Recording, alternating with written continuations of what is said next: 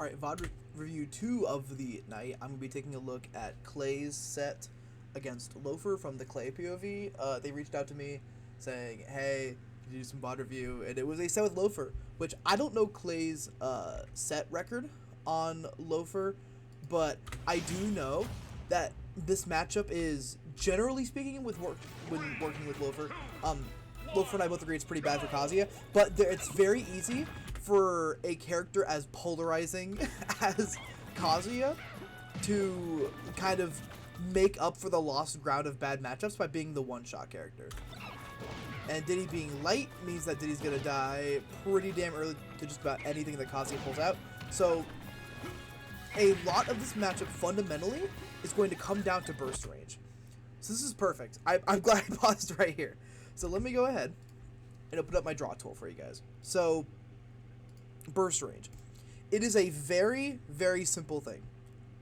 You have roughly 20 frames to react an ultimate. Some cases show that there are people who can have 18 frames, but most people generally have 20. The peak is like 18, right? There's a handful of people who, when observed, have shown 18 frame reaction time, right? But generally speaking, you have to worry about 20 frames before someone reacts to something happening on stream that accommodates things like reaction time in general, but then also like the input delay that's native to ultimate, etc., etc. So 20 frames is going to be the golden rule when you're considering things like burst range. So how does that come into play here? Let's take a look at our two characters. We have Duck Clay here playing Diddy Kong. Diddy Kong, when holding banana, has some of the most devastating burst range in the entire game. The burst range is like this. Like, it's massive, right? It is a low-traveling, well, I'm talking about Smash Toss here. Smash Toss is a low-traveling projectile that if it hits a standing opponent or an opponent doing a move, it will cause them to trip because it is a transcendent projectile. And Clay knows this, but I'm saying this for people who are watching who just happen to not be Clay. So, Diddy Kong's burst range is massive, like ludicrously massive. Let's talk about Kazuya's burst range. Kazuya, let's assume in this scenario that Kazuya's actually grounded.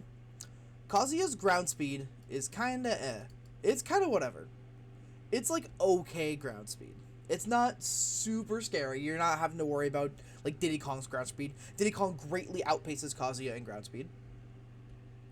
And his best poke option, and his most reasonable poke option, which is Electric Wing Godfist, has a burst range of about like a character step forward compared to Kazuya. So if Kazuya's standing here, he's the box on the right, Electric is the box on the left.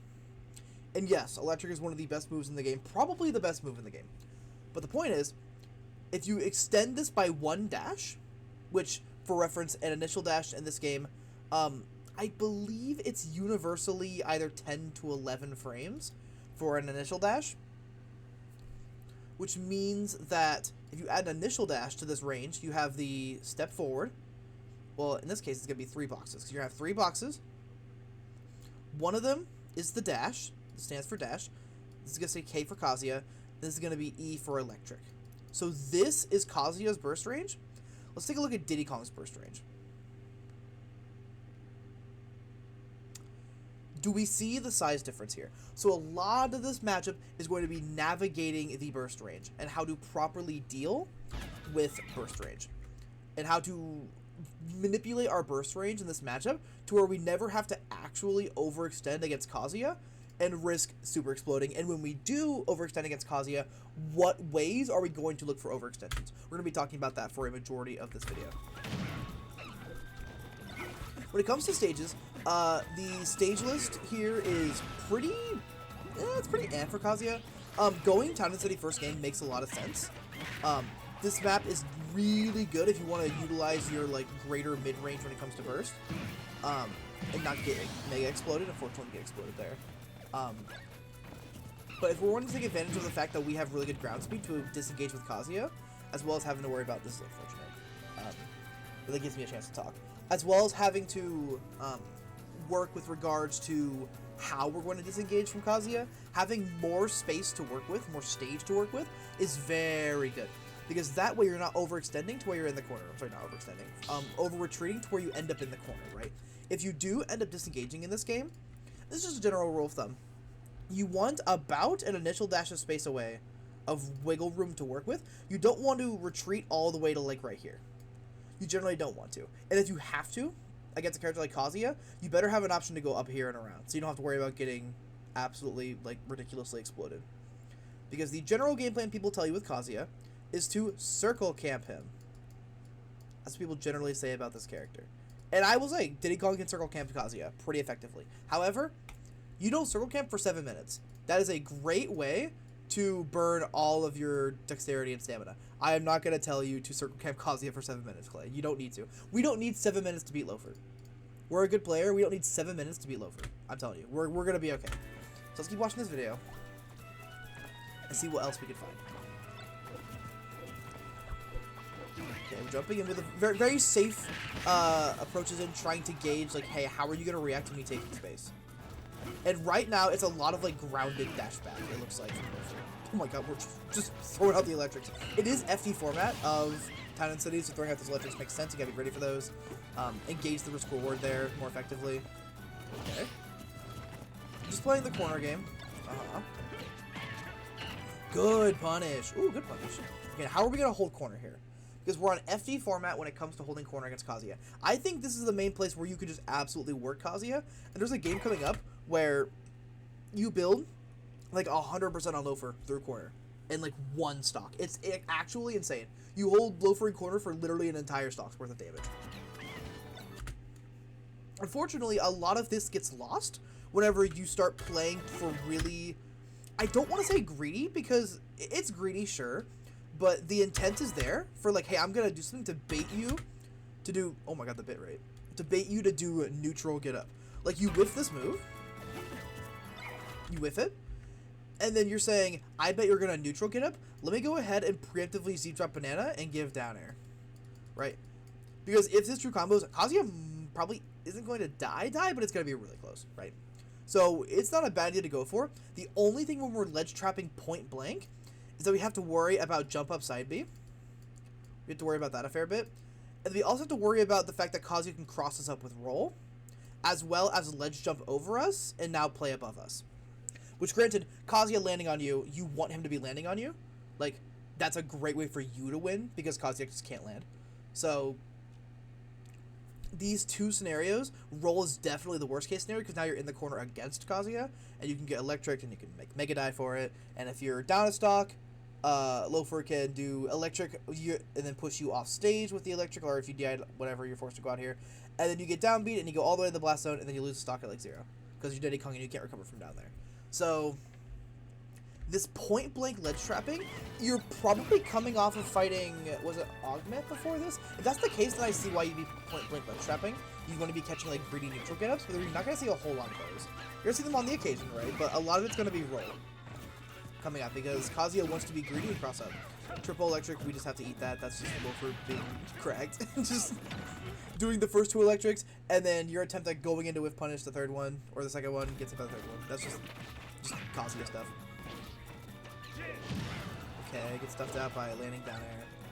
Okay, we have stage control again. Nice little punish. Goes top plat. Oh, do we die here? Yeah, we die here. Okay. Yeah. Yeah, okay. You gotta be very safe when trying to do that shit. Uh-oh. Okay, we're electric. Yeah, it's the classic, like, Kazuya can't fully extend off this, just deal 60, and now you're one shot away from that. Good reaction. Ooh. Uh-oh. Yeah, we know. Okay. So Town and City didn't work out for you. I want to spend a little bit talking about why. Let's go back. So, Town and City here, I don't think the gameplay demonstrated took advantage of the fact that FD is extremely wide, and you can use that to play the mid-range against Kazuya much more effectively. Because Kazuya's best option to deal with you playing, let's say you're Diddy Kong and you're on this left side, and Kazuya's on this right side, his best option to close the gap in mid-range is dash block. It's dash shield. That's his best way to take space. He has no real other way to effectively take space. He does not have the airspeed to just be jumping in all the time, and if he does, it's reliant on you closing the gap and then being in, like, landing nair range or, like, landing fair range to get comboed. Like, you shouldn't be playing that close to Kazuya if he's jumping in. his best option to take that space is dash shield.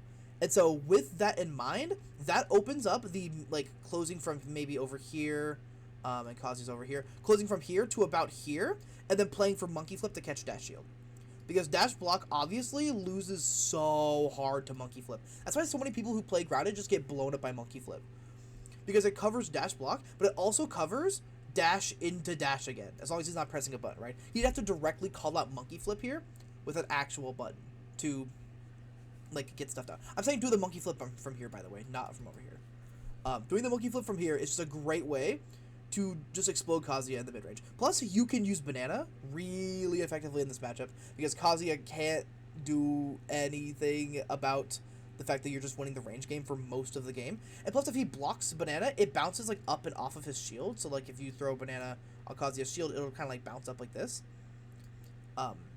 And for the record, like, sure, some players could jump up and catch the little banana. Here it is.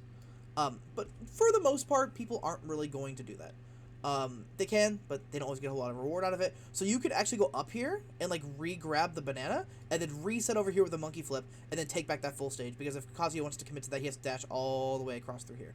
So I hope I've demonstrated that the mid-range is going to be your key to winning this set. And if you can't win the mid-range, you will lose the set. And I think you have to play the mid-range very well, and you have to play corner very well against Kazuya.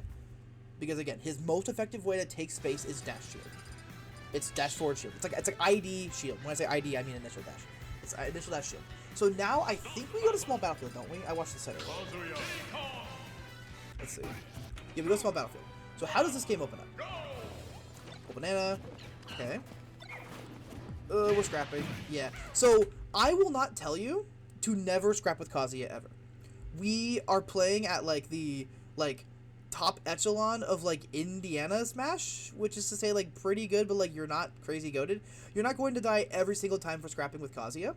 I think if you're going to scrap with Kazuya, Clay, you're a very scrappy player in general. You can thrive in those scenarios. I'm not going to tell you not to step on the gas against Kazuya sometimes. Rather, I would say make sure that you have a game plan to fall back on that is not, I'm going to scrap and win with scrapping, because scrapping with Kazuya is a great way to get electric and then you die. So you can scrap, go ahead, we have time, it's at our level, we can do that, but the most effective thing to fall back on at most times is going to be playing the mid-range and doing a little bit of circle camping. So, you get grabbed here, trip some banana, yippee, tries to get greedy, doesn't get it, going for the movement here. It says this is a whole lot of, like, close range to, like, slower, like, slightly less than mid-range scrapping. There's no resetting, it's all gas. And that shit's hype as fuck. You win the interaction, thankfully, you get out. But you remember to disengage. You, like, you, like, actively remember to pull away. Great extension. How do we do here? The same thing. So I think you notice, at some point in here, that these, like, catches on neutral get up and stuff just aren't working against Loafer. Loafer has not picked neutral get up yet, which is insane, by the way. He has not picked neutral get up. He has picked get up attack. He has picked a ledge roll. Maybe he's picked one neutral get up. I didn't catch it. Or he's done ledge jump. Right? No option that's just like, I'm going to stand up and wait here. Which is a very good decision on his part. But you start to notice at this point that he does that. Because you change up your gameplay of how you hold ledge and how you hold corner in general, and it's extremely effective. Landing down, but you just got to be ready for that. It's just mix. We almost die. We don't. But Loafer's a huge-ass read and misses it.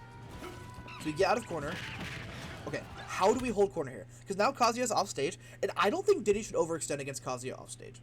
I don't think he should, because there's too much ambiguity for how to properly navigate that.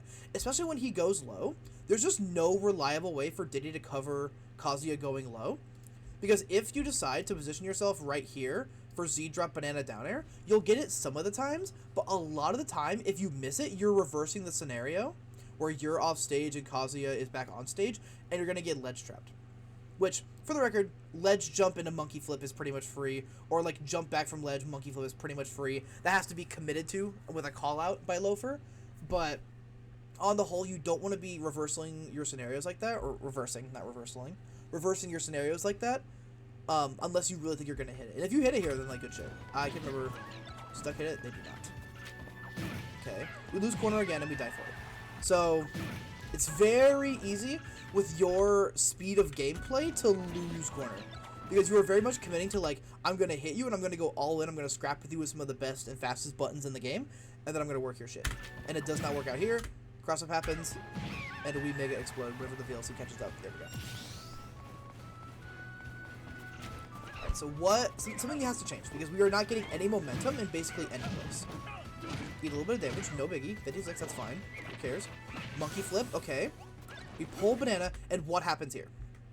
We sit at about, like, this range, which is perfect, because like we pointed out earlier, your burst range for monkey, or I almost said monkey toss, smash toss banana, is going to be all of this, and his burst range is going to be about here. So you're taking up almost double the space in terms of your effective range and your burst range with banana to get a huge punish that might even lead to a kill. And you hold this space here. Let's see what happens next. Toss banana. No biggie. Sure. You're probably looking for like a greedy, like fast-paced first timing option. That's fine. You catch it. Ooh, we don't die here, do we? Yes, yeah. A cool thing about this sort of stuff against Kazuya is that a lot of the time against Kazuya, especially when he has rage, you will go too high sometimes to get electric into down B where he can carry you all the way down here and just, you know, win with a stock lead. You don't have to worry about that as much if you're playing in corner. Plus, Kazuya's best extensions really get hindered once you're past this point. Once you're past this point, he just can't get a whole lot half the time. So being able to, like, route Kazuya one way or another for his combos to eventually push over here is very, very strong. If you don't die here, we get out. Catch banana. Go back. Okay, we have the position again. So what happens now? We dash in. We dash back out. That's very strong, by the way, because you don't get a whole lot off of catching Kazuya ledge hang. It's a little hard to properly deal with it. Just see how Kazuya's head is like a little bit lower than his arm. It can be a little hard to like clip his ledge hang. So doing dash in and dash out, what that does is it changes your effective range. So you're moving into like a Kazuya comforting space, which is that burst range. Even though he can't burst right now, the point is that you're moving from this position, like this being like your effective range, you're closing all of this out to stand right here. And what that does is it can give a window of like, ooh, he's close to me now. Now is my chance to explode you. But you, Clay, don't do that. I believe you do a, what, smash toss here? Yeah. So, oh, does Loafer react to the dash and dash out? No, reacts to the banana toss. Damn, you're kind of cracked. You're fucking cracked. Holy shit. Oh, you're super cracked. Let's go. Sick. Alright. Now we just play ledge because Kazuya can't kill you here. Sick. Big damage. 37. Go for the double. I get if you hit the double, you probably just take the stock. So, like, hell yeah. We almost died to twin pistons, but we don't do that in this house. Sick. And now it begins. This is the holy grail of keeping Kazuya Omega dying in this matchup. So, you recognize the scenario as a missed tech on the platform, which means that opens up Monkey Flip to cover the entire platform, regardless of where he decides to go. Plus, if he decides his reaction is going to be, like, pick an option somewhere and then shield, that still gets beaten out by Monkey Flip. So the decision-making here is really on point. To go ahead and just do Monkey Flip here, it's super good. And now it begins. We pull banana. Oh, we miss it. That's okay. Hey, you catch him trying to get greedy and take the banana from you. Very good. So now we're back. Position reset. We're playing a little close. We back up a little bit. Probably meant to drop down here and do the toss, but it's fine. Does this Monkey Flip get clipped by up air? It might, actually. Nope, it doesn't. So you're still living another day. Still in corner. Monkey Flip has worked twice now. Okay, bit rate's going to shit. Go for the 2-frame, don't do it. See how a lot of these, like, close-up scenarios aren't always working out super well? My opinion on that is because a lot of this is very based on, like, these are, like, first timing catches into whiffs, into, like, trying to cover yourself with a, you know, like a second button. And these things just generally are getting beaten out for the most part. So back in the corner. Okay. This is the third time, like, in a row we've held Kazuya in corner. Granted, it's been very scrappy and very risk-heavy, but you've navigated it pretty well so far. So, ideally, we don't just explode here. Okay. Dash in, dash out. See that he likes farming shield on platform to try and get frame advantage. Dash back and forth. Very patient. This is super good. He's holding that extreme... Look at this. You're doing it right now. You're doing it so fucking well. Look at this. oh, he's too close. I'll play back here to where I'm in my, you know, effective range and he's out of his effective range. Oh, he's back in. I'm gonna dash back out. Oh, no, back out. Now, granted, you're in corner, so you pick an option now. You're like, I'm gonna throw a banana back in.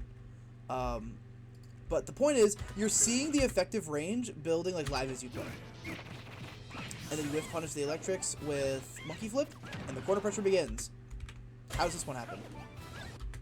We do low toss banana to cover a grounded option, and just coverage works out, and you catch the forward air. We get it again, and look what you do here.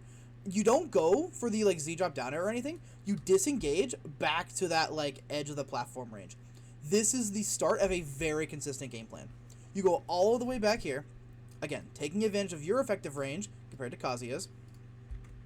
We're holding the space, and you see the ledge jump the platform, so we know that now. We know that generally, rather than trying to play from here all the way back to here and deal with laning against banana, Loafer might opt to go top plat, or rather side plat, to play here and be safe, and use things like shield to try and farm frame advantage from you, to then like get an opening to get back to center stage. That's generally how the flow of this match is going to go.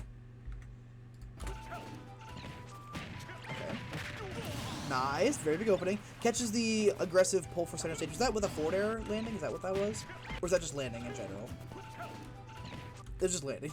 Yeah, catching the attempt for center stage.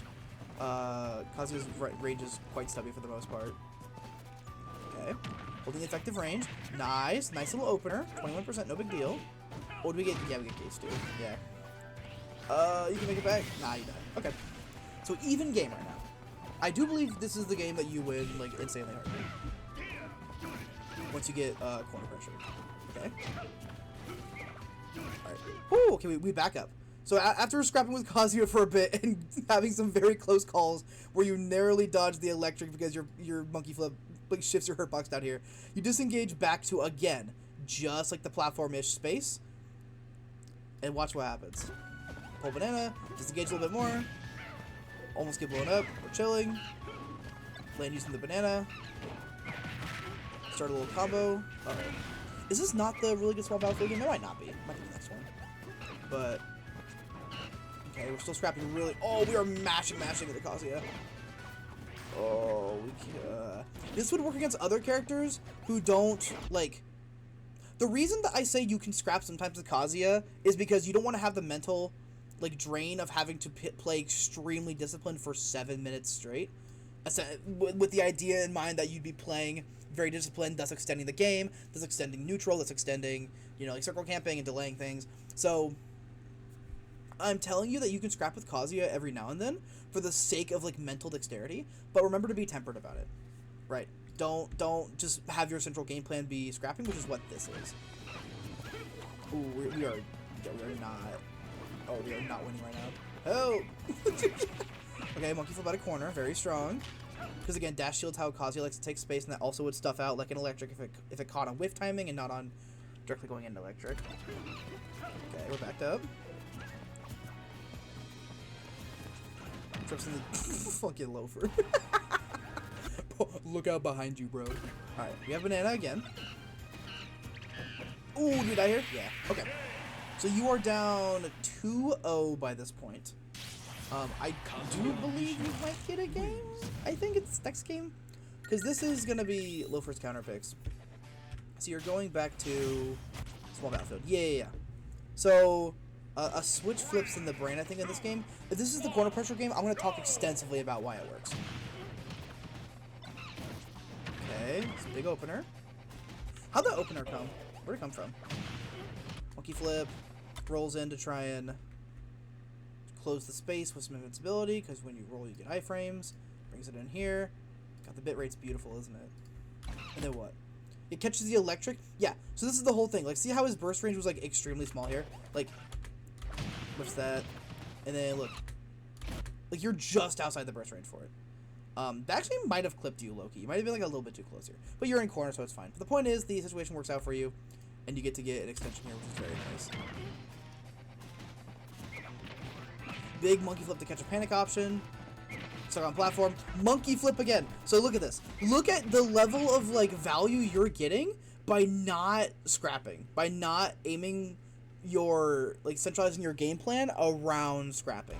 Look how much value you get. Catches the air dodge the platform, which, for the record, it's very smart of Loafer to try and do this. A lot of players will try and do this. They'll sort of keep it ambiguous whether or not they're going to land here or land here, because these are two different lanes that Diddy Kong can't simultaneously cover.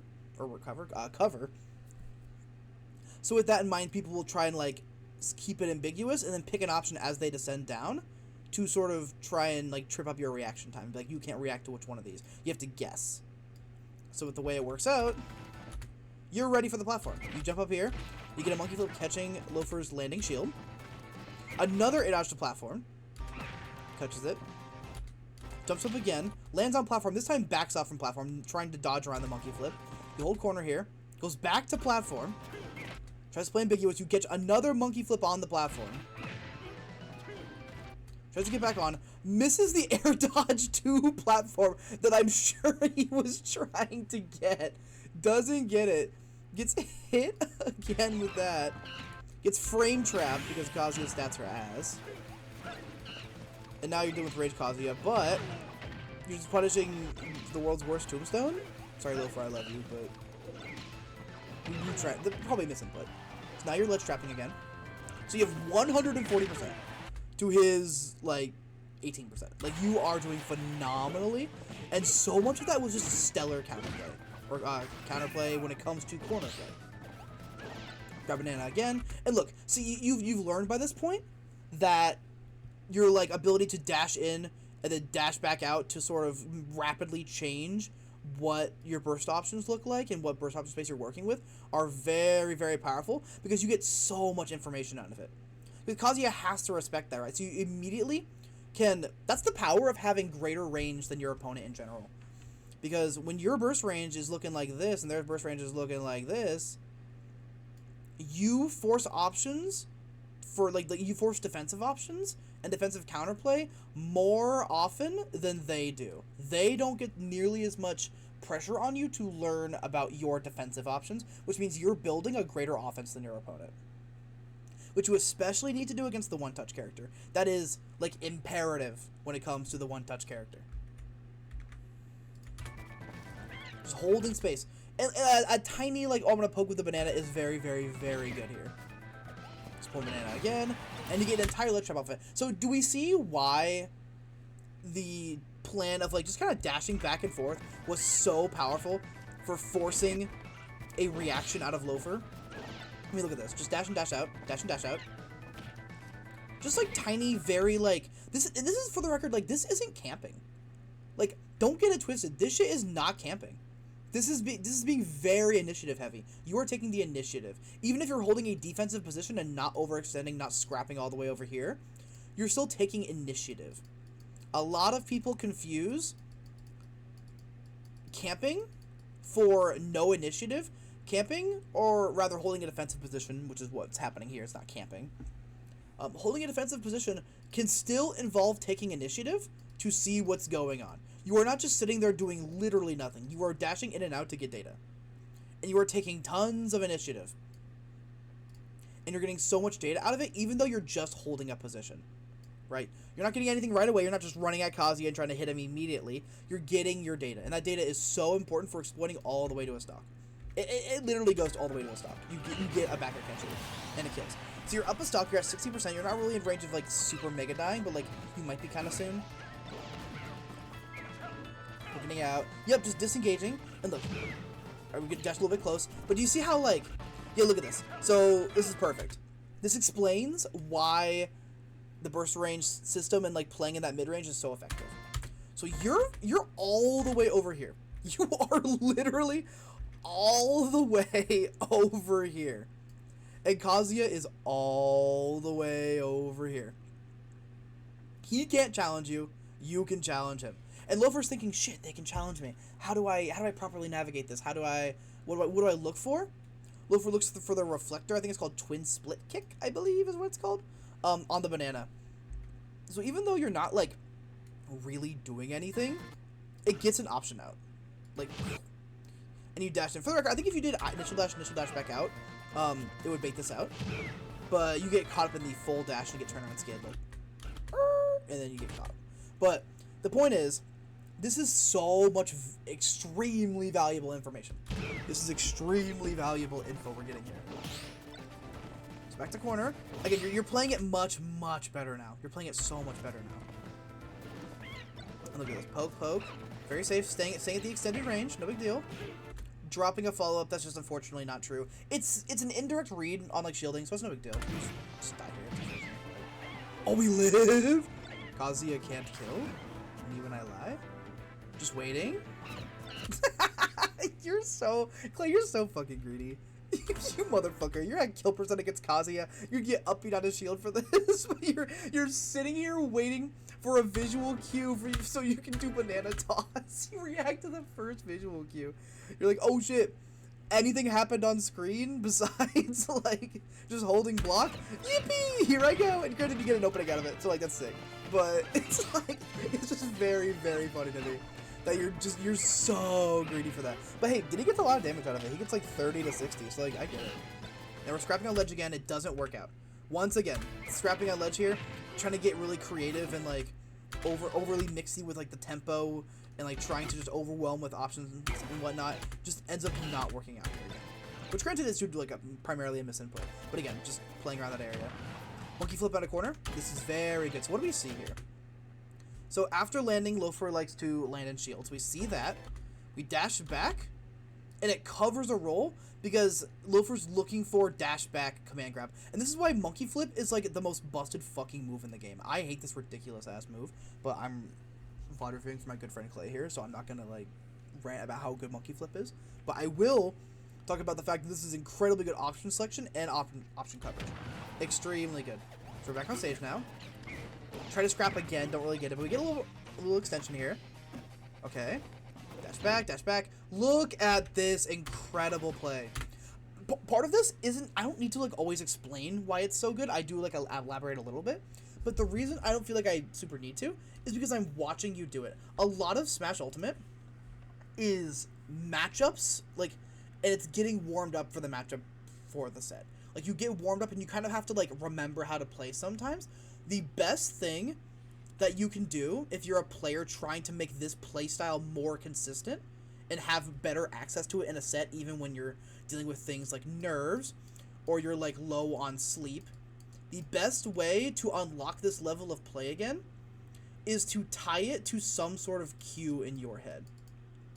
Either a visual cue of some kind or a like mental note cue, right? It's very easy to try and like farm situations which your brain will remember how to properly play. Because if you try to do it like cognitively and figure it out over and over again every time you play the set and not have a sort of general look for how you're supposed to operate, what's going to happen is you're going to spend each set trying to re-figure out how to deal with a situation you've already beaten before. And that's just such an inefficient use of brain power that we can't afford to use when we're playing against the one-shot character. So try and find a way to remember what dash back into like dash forward and playing that mid-range with banana, what that feels like. Try to tie it to some sort of cue. It could be like the way you pull banana. Like if you do like banana toss here and then do Z catch and then land and dash dance, you can use that as like your visual reminder to play in that certain way, because it can be so hard to remember during a set. And I'm not going to tell you to cognitively remember and figure out each time how to operate in this way. So try and make it easy on yourself and give yourself a visual cue. Either way, it works out so well here because we're playing in that range. We dash back into it, and then we dash out of it, right? Like we play in that range and say, hey, I'm in your burst range, buddy. You actually dash back out and beat his range. And then you get down tilt F smash. Almost kills because he was fat. Aww. I wanted this to be a kill so bad. Because look, you do it so well. Like you do. I mean, you get the skid, but like, who cares, right? You're playing very close, and you get the right idea, right? Like you get the right idea. Trying to mix up his landing is what is going to be Loafer's out here. You have to get really creative in this scenario, but it doesn't work out because Kazuya's air dodging in and you're gonna just land in the same lane but at a different timing. So even though your banana toss isn't like properly ready for that, you still get the grab because again, Loafer has a habit of landing and shielding. It also probably exists at higher percents. I look out for shield after landing at higher percents because That way, Loafer has access to up B out of shield, which is a very comforting and reliable kill option. Big toss. Just corner play. Toss it. Hold that range. Just sit still. Yup. Dash in, dash out. Scrap a little bit. Remember what you're doing. Big poke.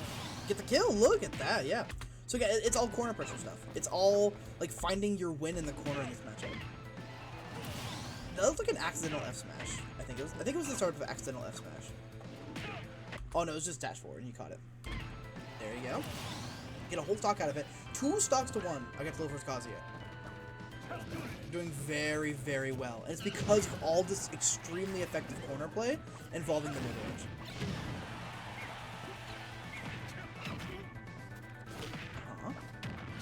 Big monkey flip. And now this is where your micro, your like incredible scrapping and your incredible micro can just shine so hard. Because now you have such a big lead this is where you can like chill out and scrap. Because like okay, you might like you're at 186. Like you're chilling for the most part. Get creative, have fun, start, you know, getting kind of crazy with it. Do your insane little options that people besides you know, like don't do. Like have stuff like that in mind. You're still up 2 stocks to 1 against Kazuya. And we're not dealing with like riddles, we're dealing with Loafer, who is an extremely talented player but won't always kill you off of literally 1 touch. I think it happens twice more after since this point on. I think it happens twice, but we'll find out. Okay, go from a little bit. Safe place to pull banana, very good. Dash out, gets caught by laser. Yeah, so this is this is smart from Loafer. The reason Loafer is doing this is because the only button that he can use to deal with this like fuck ass range difference is the beam, which just goes beam and covers like this whole space, right? He wants to shut down that play for a little bit. So he just spams the shit out of laser. Just laser, laser, laser, laser, laser. And he does that to shut down that mid-range, because if you keep dashing around here, Loafer's going to lose forever. And he's clearly been losing because of it. Right? You can tell your gameplay is effective when you're VOD reviewing, because you'll look at what happens afterwards and you'll be like, damn, they're trying to like counterplay that shit. Like you can tell it's effective when a player is willingly counterplaying it. And we're seeing a ton of that here. Laser again. Dragon Grenadian poke. You get a monkey flip off. Pull corner. Pressure, pressure. He has banana now. Tosses it up. You get a nice extension. Pull banana. Oh, almost get a combo off it. Monkey flip after landing. And then we get side beat and die at 30. Oh, I hate to be that guy. I hate to be that guy. But this is why we don't scrap with Kazuya in a lot of these ledge scenarios sometimes. Because we can just die. I will not tell you to never scrap with Kazuya, but like... Oh, I think we literally die here, don't we?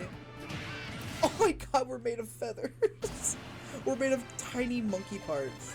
Oh, we're dead as shit. Alright, we're gonna win this game, because we're good. Okay. Damn, shifting under the laser is crazy. Alright, dash back. Hold that space. Yep, so this is another way they are going to see Loafer and just people in general develop counterplay around your mid-range. They're going to try and ascend above it to force you to next time, or just one time or another, commit to going up here. So we'll literally see it happen here. Goes high to plat, but then Loafer knows that monkey flip could be coming, so he doesn't want to just spend his time being stationary and shifting around this platform waiting for an opening. Rather, he'd prefer to just go high and try and fade in and see what information he can get, or if he can just get out cleanly. That's exactly what happens. Shields for a second, remembers, tries to go super high, baits going all the way down here, but then actually air dodges back to plat to try and make space. And it looks like it almost works. It kind of works, but he does dash attack on platform, and you do a monkey flip. But the point is, you get the extension here, or you get the neutral win, rather. You get kicked. Dashing away, yep. And yup, very smart play of knowing that Loafer likes landing on center stage a lot. Ooh, we almost died for that, too. We're crazy. We're okay, though. That's what up smash wins you the game. So, this game, I want to emphasize how spectacular this game is. You died at 31% for a very avoidable mistake that just won't happen next time if you're more effectively playing the mid-range. Like, that just won't happen if you're playing, like, back here. You just won't have to worry about side B. You're just playing back over here. That greedy ass option that kills you at like 30, you don't have to worry about if you're playing back here. You're completely chilling. And so that deleted your stock at 31, so you skipped a lot of information you could have gotten because you died at 30 as opposed to having to play like the mid percent, then the high percent, then the max percent or whatever. So I cannot emphasize enough how good this game was. This is how you know that you can play against Kazuya. Like, you can do this. And it's obtainable consistently. It's absolutely obtainable consistently. Because the one time you were undisciplined, granted you exploded for it, and that can be a bit of a mentality killer sometimes, but you can explode Kazuya with Banana for just not... Banana and Monkey Flip just work Kazuya to the bone so bad because that bum-ass jump squat, the terrible burst range, the mediocre ground speed, etc., etc. Now, we go Kalos here. I'm going to talk briefly about stages. I think that this is kind of an choice. I'm going to leave it up to your discretion. I'm going to tell you why I personally think it might not be the greatest. I think this stage can be kind of bum because you have no platforms for, number one, Loafer to get stuck on. And number two, you have... I'm guessing he probably banned Small Battlefield, actually. But I don't know. Depending on what you had left, I still think Kalos is kind of risky compared to Town. I know you got exploded on Town, so you're probably discouraged from it. So that makes sense why you did this. But, like, this entire thing is FD. Like, you're just dealing with FD most of the time. It's wide, so you have the ground speed to work with, right? Your ground speed can be utilized really well here. And you have the outer platforms that are not shown right now that you can kind of use to, like, circle camp a little bit effectively here. But you still can just, like, mega die on a stage like this. And I'm guessing that PS2 probably wasn't open, but if it was open, you can totally go PS2 and have access to those platforms again. Because hindering Kazuya's ability to get back to the grounded state where he can start using dash shield again is going to be huge for you. If he's stuck on plat, he can't just dash shield forever. He can do one dash shield from like one side of the platform to the other, then get stuck here, then has to find out how to get down from platform. And Kazuya, like we said, does not like landing. That character is not very effective at landing. It can be very easy to mix on landing. So we want to remove the ability for dash shield to be a neutral option. And honestly, I would consider PS2 here. But I also trust your experience with the matchup. You fought more Kazuyas than I have. And you have your own mentality with playing the matchup. So maybe consider what I've said and then see if you want to integrate it or not. But also I trust your decision making, so don't sweat it. So yeah, we do a little bit of circling. Okay. Laser comes out. You try and poke at the long range. You go back in and scrap a little bit. Try to poke platform, don't get it. You can very safely disengage and pull. Banana, we don't get it. Oh, we're out. Yeah, see why I'm so fucking scared for you? Like, oh, we get electric. And did we die here? We die here. Oh no, you only get us once. Okay. That's fine. Back and call out and you go. So, what do I have to say about exploding at 35? Let me think. If you caught Banana, you would have been in a much better position, but it's okay. The point is, it's the disengage, the pull Banana, and then like the re-engage, and then the scrap. You whiff on Kazuya when he lands, and you fucking die. And I don't know how much there is to say about that. Besides, once again, we scrapped on an FD-like stage where there's not platforms to sort of divide the gameplay. You don't have access to these central platforms to divide up your gameplay into like sections where one player can be up here, one player can be down here. You don't really have the ability to do that here. You just have to go back to the ground. And the likelihood of you being able to disengage from a like Kazuya scrap string like that to a platform is much lower because a lot of the scrapping is going to be happening here in the center of the stage and all the platforms are on the sides. Does that make sense? Let's keep going. Okay. Alright. And then you just get your attempt to go to platform called out because you're looking for an opening out of a disadvantage. I don't think reversaling Kazuya is like the dumbest thing ever. Reversals are like the strongest disadvantage option in Ultimate. Like, if you have a pretty solid button you can press that will hit somebody and also is like a combo starter, like you just kind of want that. I won't tell you to never go for reversals, but especially on a stage like FD when you're at kill percent too, it's just a little risky to go for your reversal there, you could just go to corner and then get out using the platform. Because the power of going to ledge here, just taking platform, is that if you go here, you can, like, I'm guessing, I wouldn't be fully certain about this, it's kind of up to you to figure out. You can probably just, like, go here, right? Like, you can just go from here and, like, jump back. I wonder if you can do jump back, monkey flip, ledge cancel, drop down, which I don't know if you'd want to do that, but, like, you can always just, like, do jump air dodge to retreat to this top platform, and now insert the committing to this into Loafer's, like, potential options. So now Loafer has to pick between covering these grounded options or doing a full commit to get onto the platform and covering you going here with, like, a jump air dodge or whatever. And that means that now you've turned ledge from, like, oh, I'm going to get blown up for going here, or I'm going to get blown up, well, not, you're not going to get blown up for going here, but you're going to get blown up for going, like, you know, grounded options against Kazuya, right? You might get exploded for that, but instead, now you've made it into, like, a pseudo 50-50. Like, are you going to commit to covering up here? Are you going to play, like, right here to try and cover both, but then you're susceptible to roll through, and you don't have time to react to me doing, like, jump up, monkey flip, command grab if you're trying to shield and do something out of shield. There's a lot of things you can do there, right? I'm kind of ranting at this point. But I just think you should bring that back into your repertoire and just be ready to disengage. Beautiful SD from number 2 Indiana Loafer. I can't stress enough how good this player is. I love you, Loafer. Big pokes. Ooh, okay. Soft into heavy electric, and then we die.